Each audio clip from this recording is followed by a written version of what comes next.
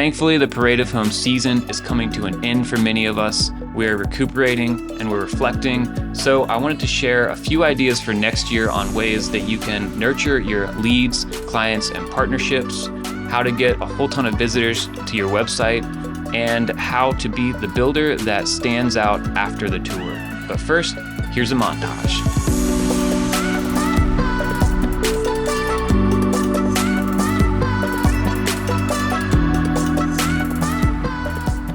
All right, I hope you enjoyed that montage. I can indeed confirm that the entire reason I shared that montage was to show the most important design element, the toilet. So let's start with the main reason we're doing Parade of Homes: to nurture leads, clients, and partnerships. A custom home is one of the most expensive things that you can sell, so we want to look at marketing a little differently. We want to have this high ticket lens where we're focusing on the few people that we need to convert, and we're investing in the quality of relationships as opposed to the quantity of interactions. This is why I'm such a huge fan of the Parade of Homes and events in general. If you're investing in social media or Google Ads, you should be investing just as much time and effort into events, no matter what level you're at. There are a ton of different ways that you can do events. One example I saw is in San Antonio, and they do like a wine and cheese date night. So I would imagine you could do something like this where it's like you have a charcuterie, or you could do like a local wine shop and have maybe a tasting or like a whiskey tasting or something, and just try to incorporate some interesting sort of partners. And you can put a ticket price on it. I'd put a high ticket price on it, and then invite your leads, current clients, and past clients, and your partners, especially like realtors, designers, architects, but also any of the trades that worked on the house. I know this is a ton of effort and it's at kind of a stressful time, but it is probably the best way that you can convert people. It's like all of those prospects will be wanting to come into town anyways to look and shop at other builders. And there's nothing that builds trust like talking to actual happy past and current clients. And also, like, nurturing those past clients is such a good way to stay top of mind when their friend is looking at moving to that region or building a home and talking about who to build with. So it's not that hard to come up with great event ideas. The hard part is, coordinating, making it happen all during this busy time. And also footing the bill, like, don't cut corners. It's a whole bunch of money all at once. One thing I did want to mention is it's so valuable to have all these people talking to each other, the clients and the partners. And I think you can nurture all these relationships all at once, or you can do specific trade, like if realtors are your main source of referrals, do something with them, or architects. I wanted to just bring this up. Hindle Homes, they, on their about page, they list all of the people that they work with. And I saw this a little while ago. I did a video on this, and I just think it's so cool. And I love how much they're all about building that trust and those relationships. So I wanted to share something about the San Antonio Parade of Homes. Let's look at this a little bit more. So here's this, the first thing you see is their thing, and then KC Custom Homes is the third result. So I bet they get a ton of traffic.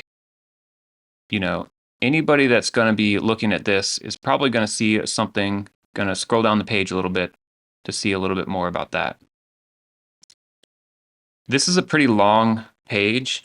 They put a ton of text in here. They put info on the different events. Here are the 3 different events that are part of this Parade of Homes: VIP Preview Night, Realtor Day, and Date Night. So they're really valuing events. I think Date Night and Realtor Day are $15 a piece, which I would put those ticket prices way higher, and then you can give away more tickets or give away discounts. I just wanted to share this because this is one of at least 2 posts that I saw about the Parade of Homes. This is such a good way to get traffic to your website. This is high intent traffic too. And they're really adding to the information on the internet. They're showing a lot of love. Like all these are outbound links to the Parade of Homes website. This isn't, they aren't just keeping all the traffic on their website. They're just providing a lot of value. Like here's the official website, tons of outbound links, and just trying to remain helpful. Yeah, so here's one of their pages, and then here is another blog post. Here's another builder talking about the Parade of Homes. So it's just a big opportunity. Let's take a look at Google Ads Transparency Center,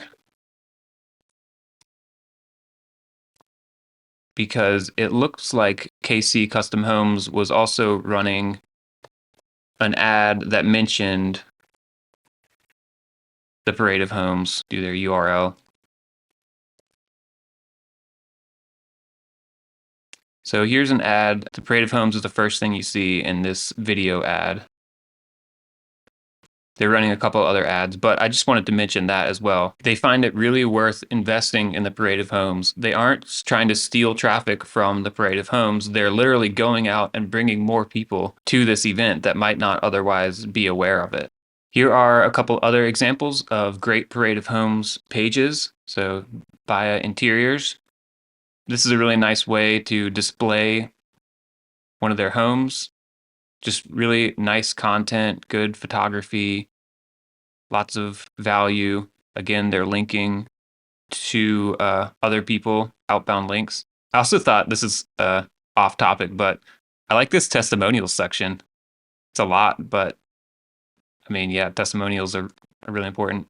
E-builders in Utah Valley, just a lot of great information. Again, outbound links, where to get your tickets, and they're listing their homes. Just really nice content. All right, so I have shared 2 of the 3 promised things: how to nurture relationships, how to get a ton of website visits. Third one is how to be the builder that people remember. Before that, I wanted to share a couple baseline or obvious but true things. You know, the biggest one is this is a massive request, and the journey starts early in the client relationship. This is another reason that it's so valuable to think of this like a B2B experience where it's extremely high ticket. You're thinking about the entire client journey. Maybe you have it mapped out into SOPs, and it's like, here's where we ask for reviews these times, and here's where we mention the Parade of Homes, and here's how we do it. Here are the things we can offer. I mean, the biggest part about getting your home in the parade is having the client allow you to do so. Another thing is this is a time to nurture those people that are planning to build their home maybe 2-3 years from now, and they're just thinking about builders still. If they open, one of your emails every 6 months or look at one of your Instagram posts every 6 months, you want to remind them like, hey, we have an open house. This is a great time to see our craftsmanship. Maybe come to one of our events. So let's just kind of like baseline marketing, like tell them about it. And then another thing is like partnering with the local builders association is some of the best offline kind of traditional advertising that you can pay for to be, a featured builder, put your ad in the Parade of Homes magazine, whatever. This is some of the best, the most focused advertising that you can do offline. Last of all, we have how to be the builder that people remember when they're driving home the next day. Who do they talk about? Who stands out? I think a lot of that is just kind of production builder 101, how to have a good open house. You want to have, great people there. You want to have good printed materials, good ways for people to opt in and ascend along the funnel. And you want to set a good environment. So here are just a random smattering of ideas for each of those things. So you can have your staff. I know that it's like tough to share all of the materials and all the partners. Not everybody wants to do that. So you could just have a cheat sheet that you give the staff that's staffing that home. So that way you don't have to be at the home all day every day and doing the awards and manning the events. People can use this sheet when people ask questions about like a countertop or something. They can look at it and say, "Oh yeah, this was this." And also, if you get questions that aren't on the sheet, you can add them over the weekend. Um, or, printed materials. I've seen booklets, like really nicely designed booklets of each home that had all sorts of different information. Um, yeah, the more printed materials, just like really solid printed materials that people actually want to use, I think that the more you can do of that, the better. Then, of course, ways that people can opt in, even if it's just like, here's a QR code, scan it to receive information about the finishes.